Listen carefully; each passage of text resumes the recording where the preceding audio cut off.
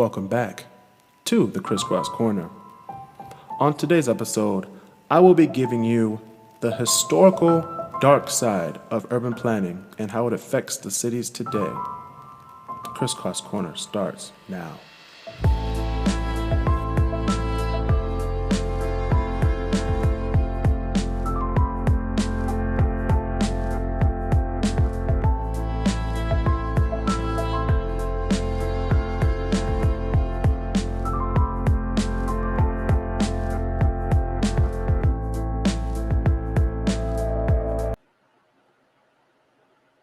What up?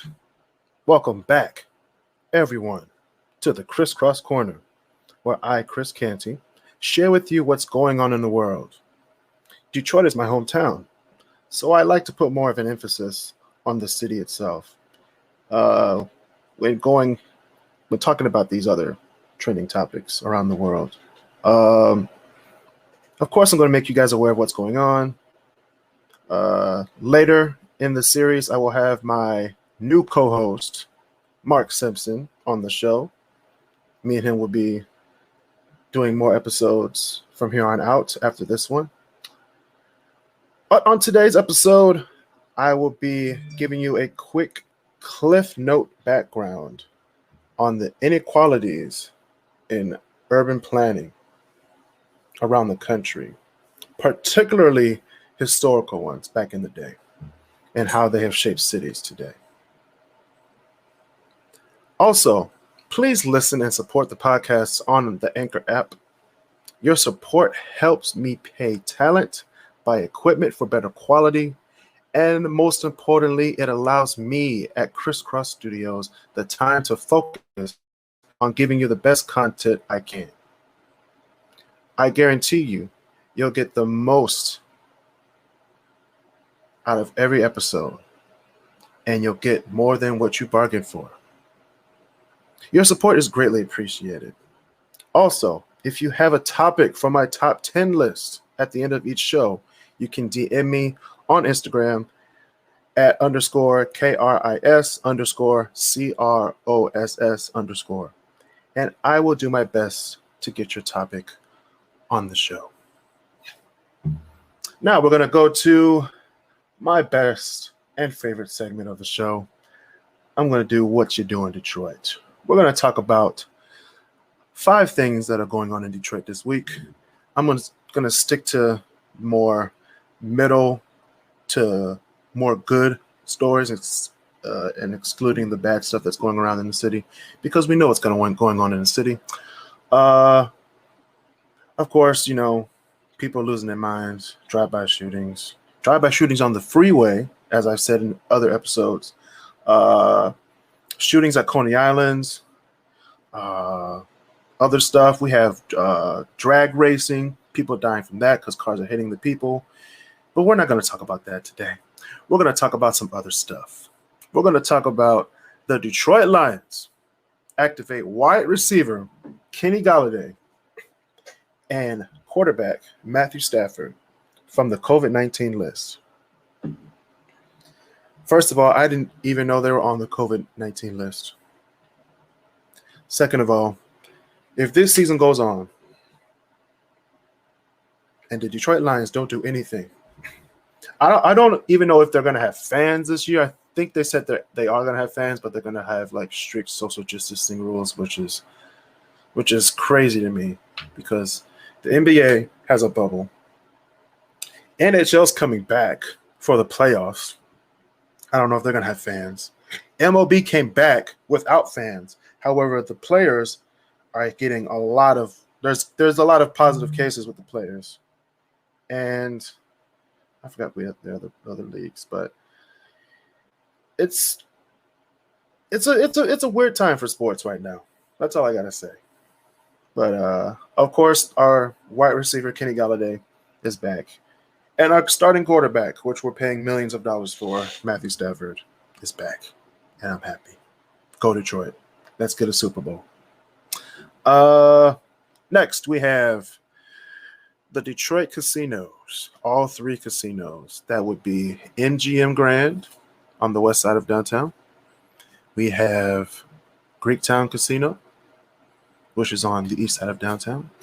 And we have Motor City Casino, which is west of Midtown. They are opening this week. And I believe we're going to be in for another wave of coronavirus cases because people are going to be touching slot machines, cards, money, drinks, food, chairs, tables.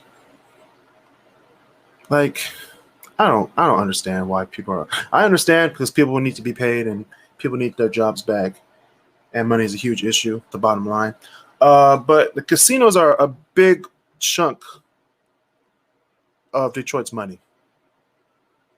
Believe it or not, like it or hate it, it is a huge chunk of Detroit's money, and bringing them back will, give Detroit a better cushion. But these cases are going to rise. So we have sports. Sports are going to rise, and we have casinos bringing people back, which means more numbers are going to happen. And it doesn't stop there, folks. The Oakland County Republicans plan to have their own MAGA cruise on Woodward. Okay, first of all, the Dream Cruise was canceled. The Dream Cruise was canceled. So right-wing people, I'm not going to say their names because I know a few, they say we're going to have our own Dream Cruise. We're going to do our own cruise down Woodward. No one's going to stop us. Let's make America great again. They're going to have a Make America Great Again cruise. That's what MAGA stands for, if you guys don't know. I mean, as long as they stay safe, social distance, and don't do anything else, I mean, you can have the cruise. I'm not mad at that, but I mean, I guess this is like a final stretch thing for getting people to vote for number 45, I guess. But anyway, everything is about COVID-19 because our next story is about U of M. So U of M put out a letter and a statement that said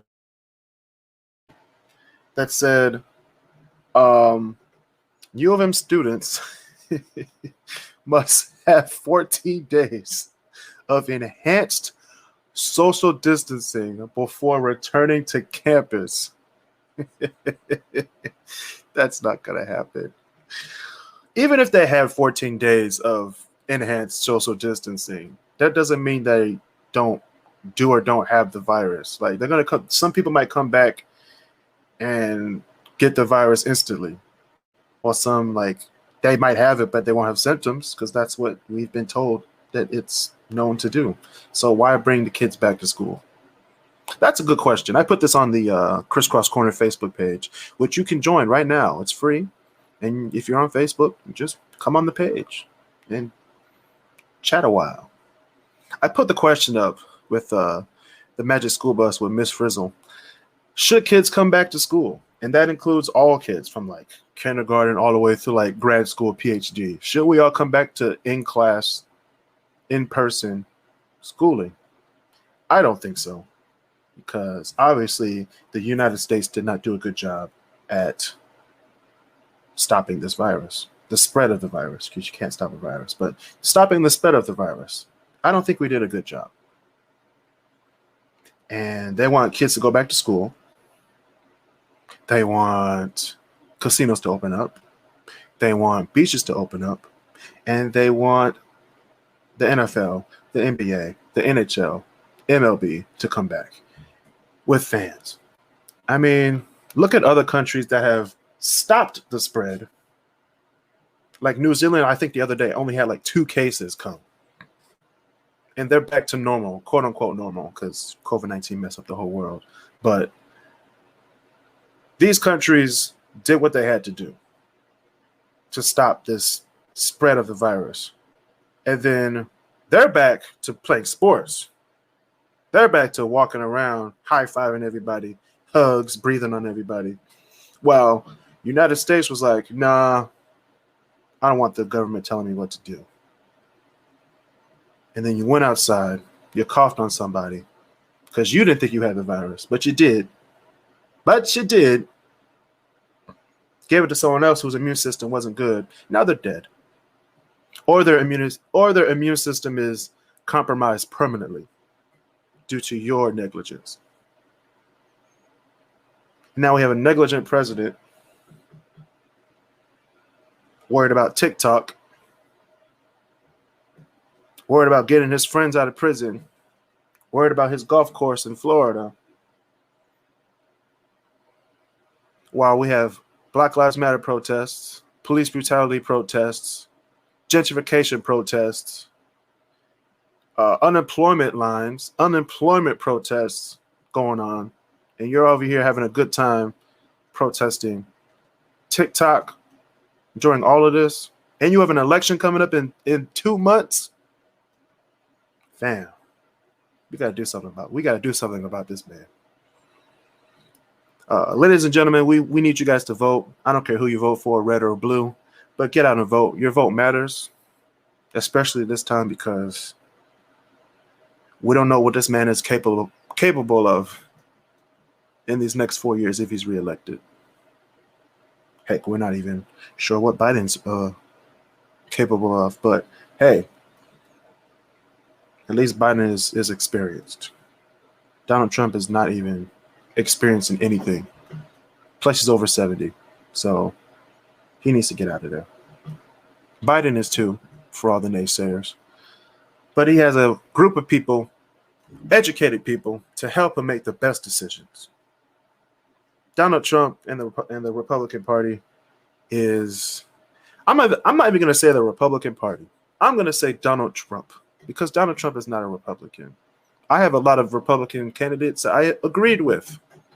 However, in 2016, they did not fit my mold, so I did not vote Republican. I voted Democratic for Hillary Clinton.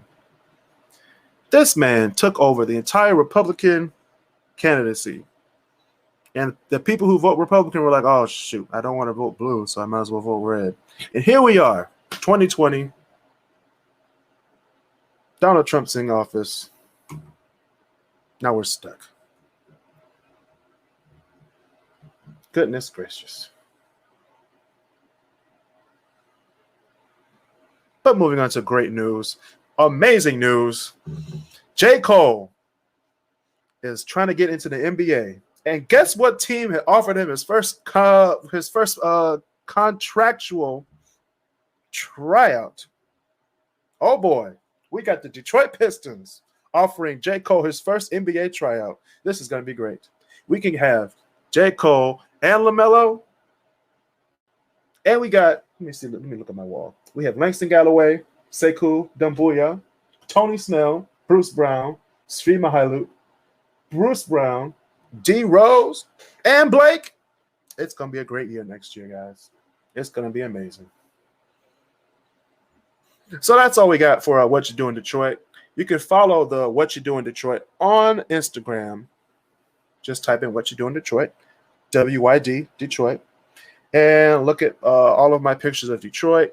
I'm going to try to post more pictures on that Instagram probably in the next few weeks, because I will be taking more pictures with my new cameras.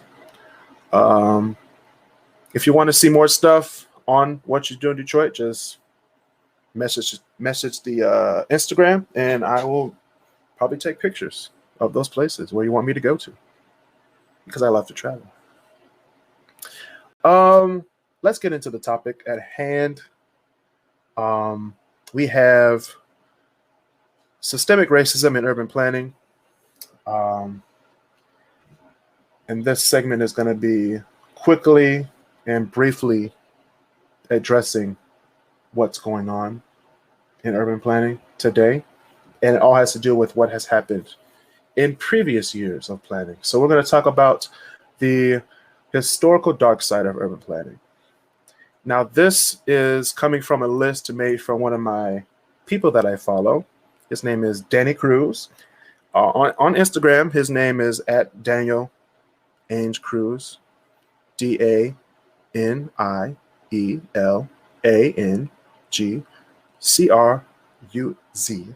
on Instagram. He made these little booklets that he makes, and he did one on systemic racism in urban planning. So he did these lists, and I was like, wow, this is actually hitting a point. So I just want to talk about it. I want to spread the word to you guys on the podcast. The first thing he talked about in this list to introduce racism in urban planning was highways. And I've talked about this before on the Sundown Towns episode, that highways were designed to connect city centers with suburbs. Of course, that's obviously true. Sadly, highways connected the two by cutting across Black and people of color communities. Yes, they did. In the process, entire low-income communities were destroyed in the name of urban renewal / blight removal. And we have a few of these examples, of course, in Detroit. Chicago is one, with the Dan Ryan going through many communities, Black communities in general. We have this in Los Angeles as well, through South Central. We have this in Seattle. Yes, we do. Dallas, Houston, Nashville, St. Louis, and the biggest one that I love talking about because it's like it could spark so many conversations is New York City with the Cross Bronx Expressway up in the Bronx and Upper Manhattan, which inadvertently started the hip hop movement. And I will get to that in a later episode with Mark Simpson because he loves hip hop. But yeah, highways were designed to bring people from the suburbs to the cities. Well, back in the day, mostly people in the suburbs were white, and white people worked in the city. So they just had to get there quickly and safely, quote unquote. But sadly, the interstates and the state highways bulldozed through communities that the city felt that they were, blighted, deteriorating. And most of those times they were full of Black and people of color. So just remember that. Number 2, we have zoning. Now, ladies and gentlemen, I am an urban planner. I work for a firm out in Ann Arbor. Planning consulting group, and we do a lot of things with zoning. Now, governments use zoning laws to decide how parcels of land can be used. So we have, like residential, commercial, agricultural, all those other industrial. So land is used properly and environmentally friendly. So you don't want a residential house being next to Marathon. Oh wait, that happens in Detroit. We're gonna get to that in a few seconds. But low-income neighborhoods often play host to unhealthy or dangerous land use compared to higher-income neighborhoods. So let's take the Delray neighborhood in Detroit. Delray, Carbon Works, Southwest Detroit, all in that area. All of that is next to Marathon, a huge coke place where they, dig up all the stuff. And all the air on a good day, on a good breezy day, all the air goes over to those neighborhoods. So all you feel is everything you smell over there. You smell the sulfur. They also have a huge dump over there as well. So you have sulfur. You have people's garbage over there. You even have, of course, you have cars because the Fort Rouge plant is down there too. So you have exhaust. Then you have a huge freeway, which bringing all the people from downriver to downtown. So you have noise pollution as well. You have air, noise. That's a lot. And that doesn't just happen here in Detroit. We have that happen in South Chicago. All right. We have that in Cleveland, LA, New York, of course, Atlanta, and Miami. So watch out, guys. Go look at your local zoning, your zoning ordinance, and check out, where all these businesses and where all these zoning ordinance, where all the zonings are, in your community, so you can actually see what's actually going on. Landfills, warehouses, and scrap yards are commonly found in low-income communities, and that is true. That is very true. Number 3, we have housing. Now, ladies and gentlemen, housing is a huge, huge, huge, huge topic to talk about when talking about the history of this country, and why we are talking about equality nowadays with Black Lives Matter, police brutality, and just playing out fairness for everybody.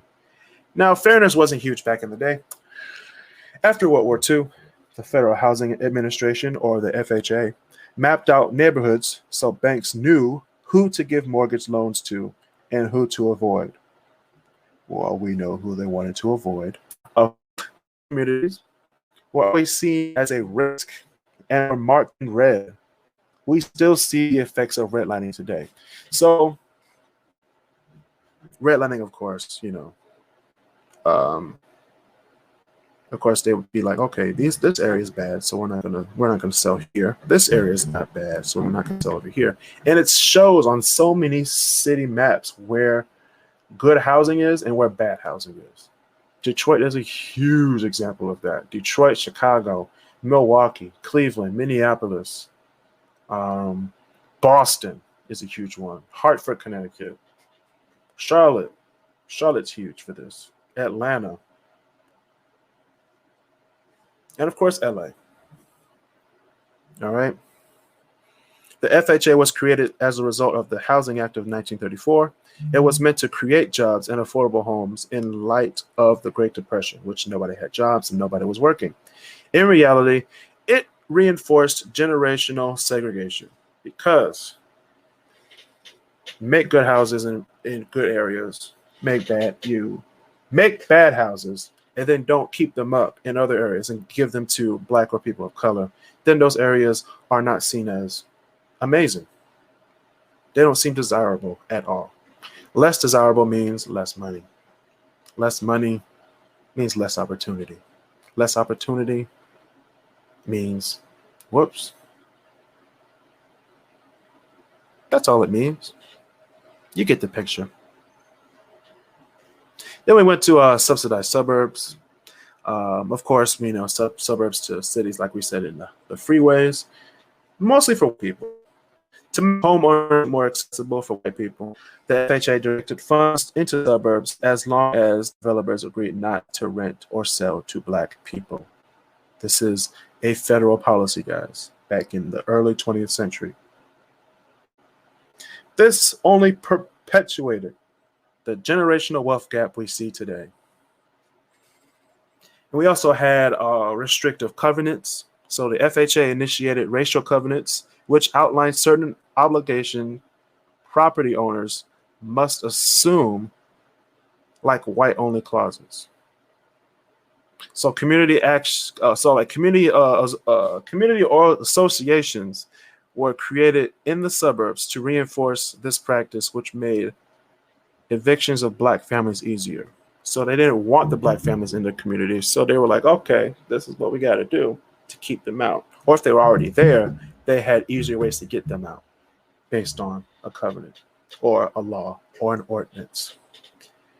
It's crazy times back in the days, guys. Really crazy. Then, of course, we're going to talk about the all of this culminated because, of course, the 50s and the 60s happened.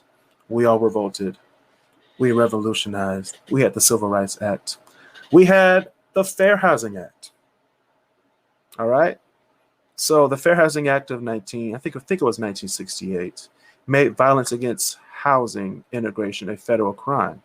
But attacks continued for decades with very few prosecutions. In 1985 through 1986, less than a quarter of the incidents resulted in legal proceedings. This is still prevalent today in 2020. When a black family, middle class, upper class, black family moves into a upper class white community, they're not really treated or seen as a good thing like back in the day. Like in the 30s and 40s and 50s, when black families moved to Detroit, Chicago, all the white people left in huge droves, called white flight. And as everybody gets more money, as black people get more money, they move into better neighborhoods. And those people who are already in those neighborhoods keep moving out and out and out and out. So it's making these concentric circles of wealth and poor people. Well, the poor people are still in the middle, and elites are still out. And some of these circles are getting so big, like LA, Detroit, Dallas, Houston, Charlotte, Atlanta, that people are now driving 2 hours to work, 1 hour to work just to have a safe neighborhood. That's quote unquote safe neighborhood. I'm not saying that white communities are safe, but quote unquote safer neighborhood. That's just ridiculous. But that's all about housing. Go check out historical housing policies against black people or people of color. Number 4, and this is the final one we're going to talk about today: public transit and micromobility. Yes, this is a huge topic now. Buses and subway routes can be sparse and or deteriorated, making movement within a city difficult. All right. City buses, depending on which city you're in, are kind of, good, depending on the staff, the equipment, and the software used to make the thing run. But some cities, man, or some regional transit authorities need a lot more work, because it is not uncommon for people to walk over a mile to the nearest stop or wait for a bus or subway with infrequent headways. That's ridiculous, guys. Also, black and people of color neighborhoods are less likely to have protected bike lanes, even though bicycling is just as popular in black communities as white communities. I see this on Jefferson Avenue, going towards Belle Isle. Like, that is some of the most, first of all, they put the bike lanes down and new lines down before they, repave the streets. Like, there's potholes everywhere. Cars keep dodging them, going into the bike lane. Not very safe. However, you can go down. I think it's I don't know if it's St. John or I forgot the road, but there's a nice protected bike lane on those streets, but not on the main streets. That's what I don't get here in Detroit. But I've seen other cities like San Francisco, LA, Portland, Chicago even have protected and designated bike lanes for cyclists and people who don't want to walk, or scooters. But yeah, we got to do much better. Some people don't like buses or subways, mainly buses, because subways is a whole different animal when it comes to city budgets and stuff. But buses, like a huge bus system, you see them mostly in lower to middle class communities, who most people don't have a car or access to a personal vehicle. Now, with the advent of Uber and Lyft, I get it. However, during a pandemic, you don't want to risk your life, over a bus, But I understand but you got to do what you got to do.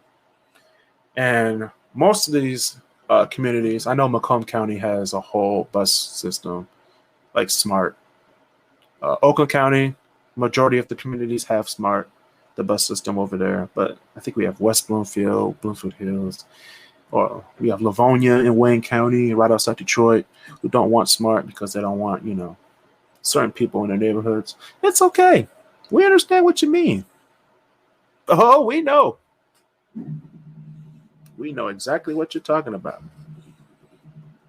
And it's not a today problem. It's a historical problem. It's definitely a today problem. And it's going to be a future problem if you don't understand your history. I understand every city doesn't want buses because of the aesthetic it brings, but people need to get to work.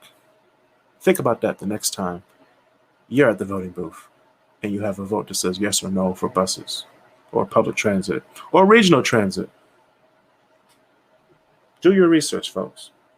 It might be you that doesn't have a car next week and need to take the bus to work. Just saying. And now we're going to move on to my top 10 worst planned cities. Now we're talking about planning. I'm going to talk about my worst planned cities. There was a question from one of my listeners in Chicago who was doing a program, a planning class actually in her, I think it's urban studies program. She asked me why. This is a great question. Why do cities on the East Coast have better public transit than cities on the West Coast?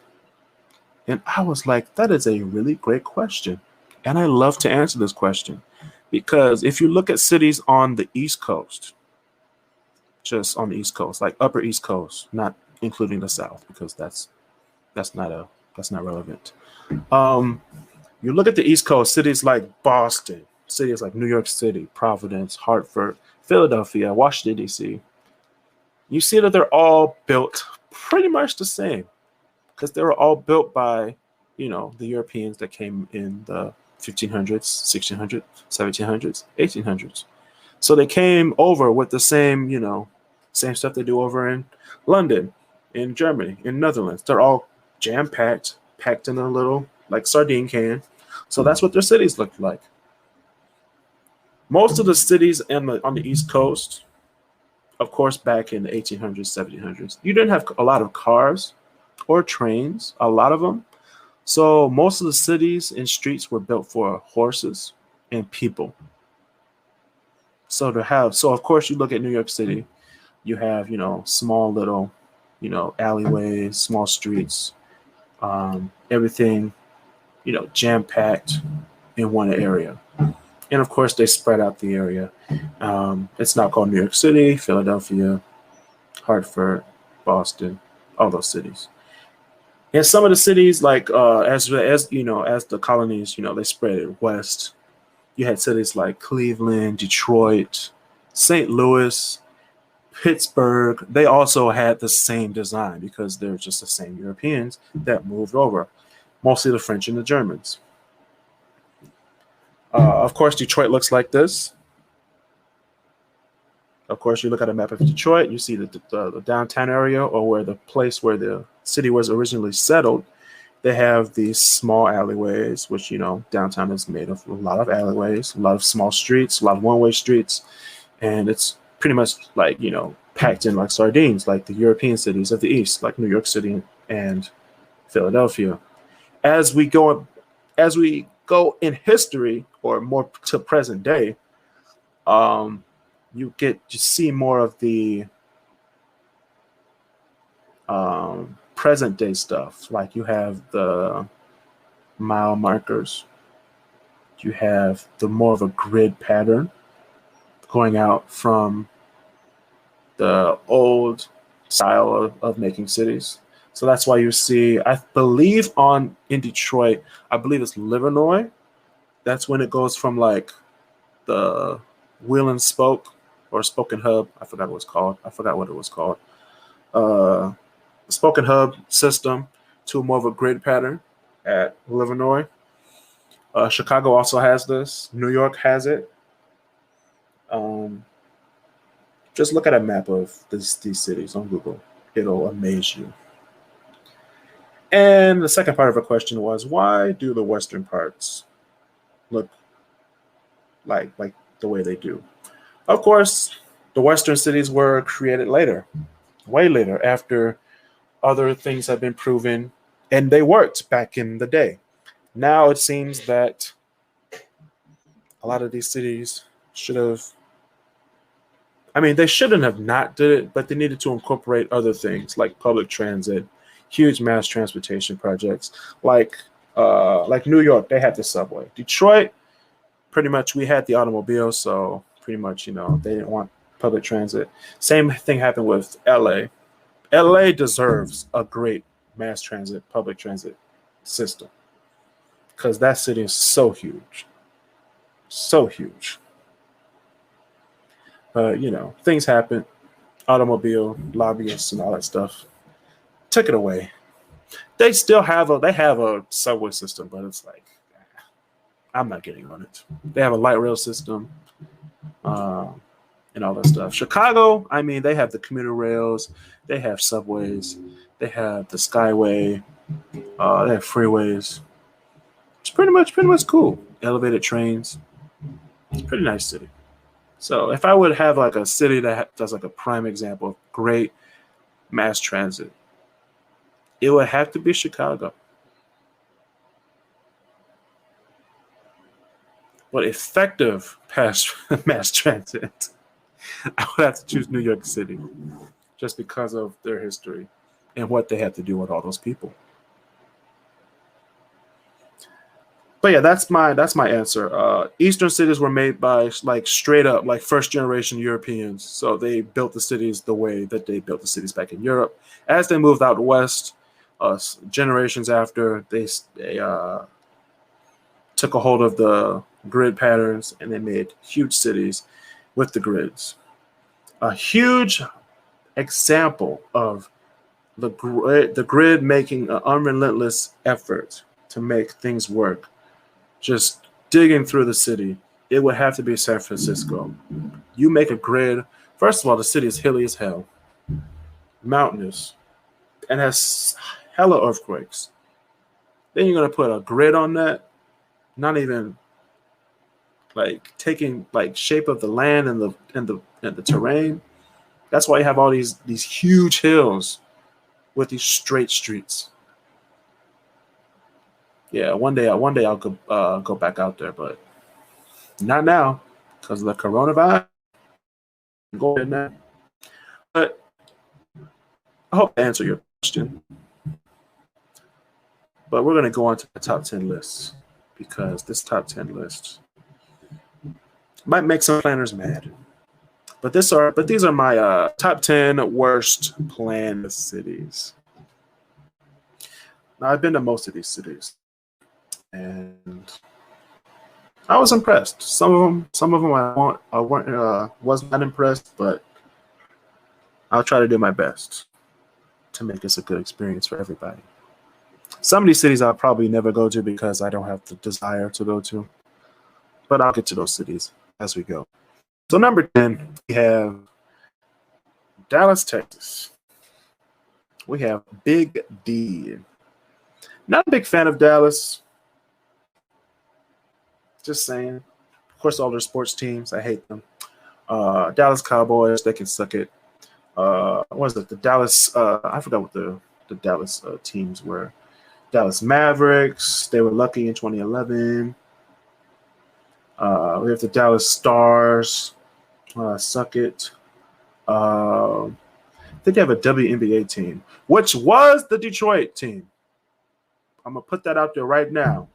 All their championships were won in Detroit as the Detroit Shock. Bring them back. They should bring them back. I go to all the games. I go to all the Pistons games, so I should go to all the Shock games. But what they play at LCA? Because LCA, I mean, you have WNBA, NHL in the same arena. Can you put WNBA as well in there to make? I mean, I don't know. I don't know the schedule, issues, but if they can make it work, they can make it work. All right, we got number 9. We have New Orleans. These are one of the cities that I don't really care about because I just don't care. But 2005 was a bad time for them. Actually, it's still a bad time for them right now in 2020 because a lot of areas are still deteriorated from the effects of Hurricane Katrina. The city sits well below sea level, so that's probably why everything flooded. Um, but outside the huge tourist areas, the city is pretty much a deteriorated city. And I don't mean to talk bad about New Orleans, but I know what I know. And I seen what I seen. I said the same thing about Detroit. There's some areas you want to go to, and there's some areas where you don't want to go to. And that's all I got to say about that. Orlando, Florida, number 8. Horrible. Horrible, horrible, horrible. That's all I got to say. Number 7, we have DC. Now, let me tell you about DC. I'm going to sit back and relax about this. Washington, D.C. has some of the worst traffic in the world. People might say Los Angeles, New York, Atlanta, Chicago, Detroit. No, I ain't got nothing on D.C. D.C. traffic made me mad. We're living like 20 minutes away from the Capitol building. I put the directions in to go from our place to like right at the walls, which is like good 20, 25 minutes. Why did this thing say 55 minutes? My morning was ruined. Just ruined. And plus, you have all the construction.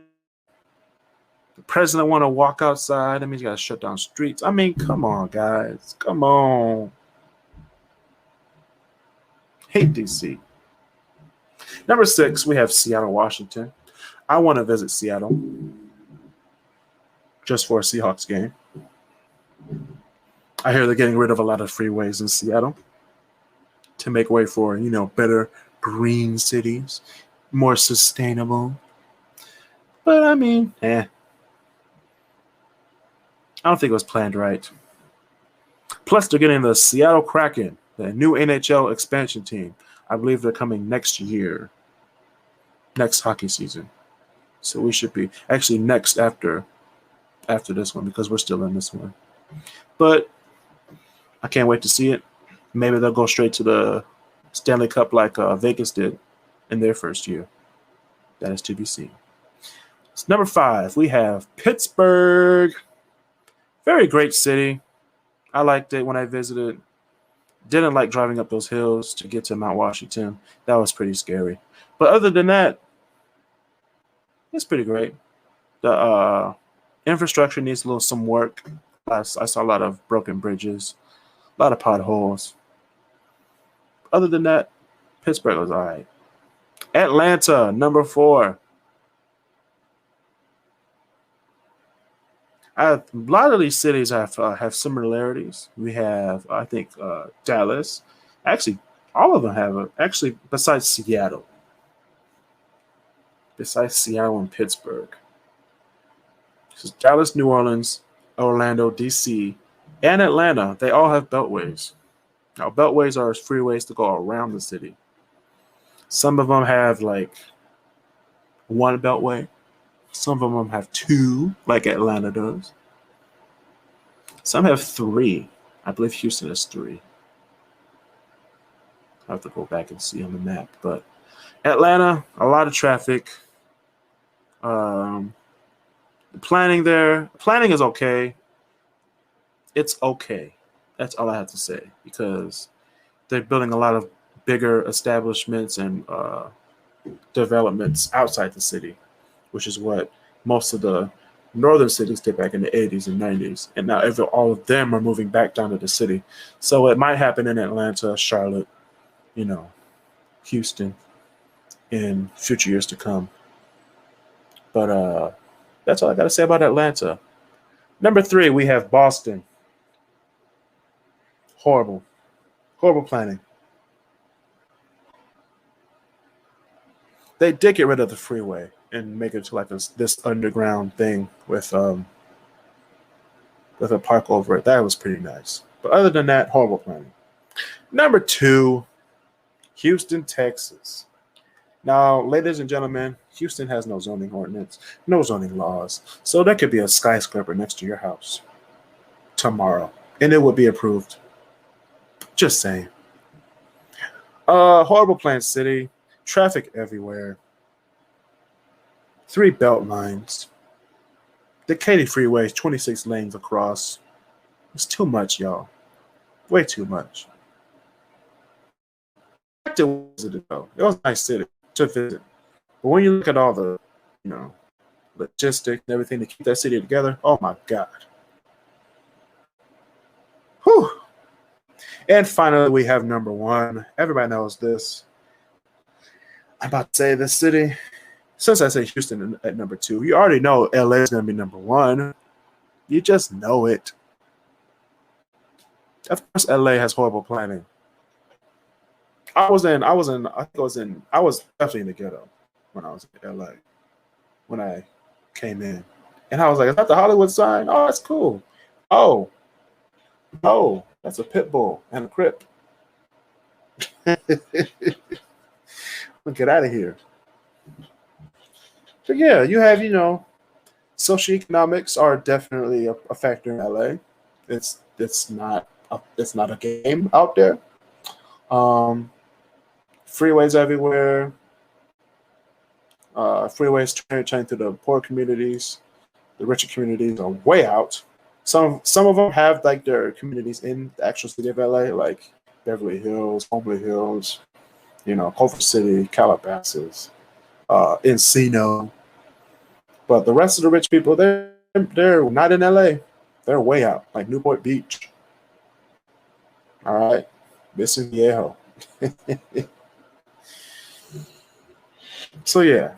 So ladies and gentlemen, just go look at your map, see how your cities are planned, look at the history, look at what freeways, look at what they're named after, if they were bad or good. You know what I mean? Just actually look at what's around you during this time to see how your city is shaped up. To request topics for my top 10 lists, please just DM me on Instagram, like I said, at _KRIS_CROSS_. Or contact me on Facebook, Kris Canty. Your list might make the podcast. And that has been another edition of the Crisscross Corner. Subscribe to Crisscross Studios on YouTube to watch the live show. Tell your friends and family about the podcast. Leave a 5-star rating on Apple Podcasts and other podcast platforms like Spotify and Google Podcasts. Catch us, me and Mark Simpson, next week for an episode of the Crisscross Corner. Please stay safe, social distance, and be to each other.